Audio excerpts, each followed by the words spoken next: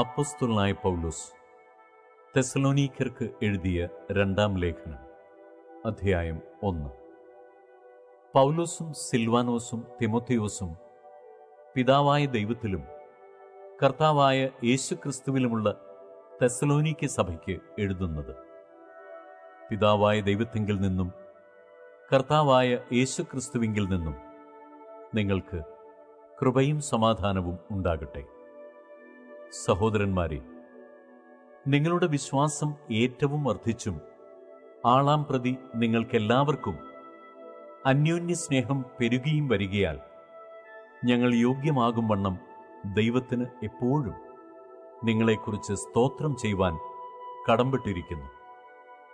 അതുകൊണ്ട് നിങ്ങൾ സഹിക്കുന്ന സകല ഉപദ്രവങ്ങളിലും കഷ്ടങ്ങളിലുമുള്ള നിങ്ങളുടെ സഹിഷ്ണുതയും വിശ്വാസവും നിമിത്തം ഞങ്ങൾ ദൈവത്തിന്റെ സഭകളിൽ നിങ്ങളെ ചൊല്ലി പ്രശംസിക്കുന്നു.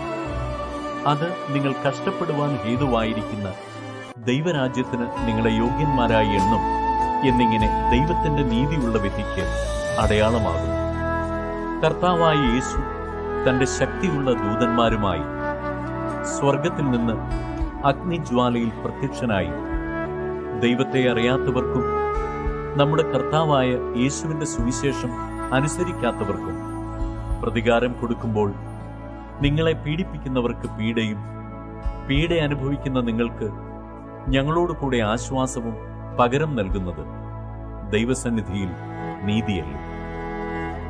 ആ നാളിൽ അവൻ തന്റെ വിശുദ്ധന്മാരിൽ മഹത്വപ്പെടേണ്ടതിനും ഞങ്ങളുടെ സാക്ഷ്യം നിങ്ങൾ വിശ്വസിച്ചതുപോലെ വിശ്വസിച്ച എല്ലാവരിലും താൻ അതിശയ വിഷയമാകേണ്ടതിനും വരുമ്പോൾ സുവിശേഷം അനുസരിക്കാത്തവർ കർത്താവിന്റെ സന്നിധാനവും അവന്റെ വല്ലഭത്വത്തോടു കൂടിയ മഹത്വവും വിട്ടകന്ന് നിത്യനാശം എന്ന ശിക്ഷാവിധി അനുഭവിക്കും.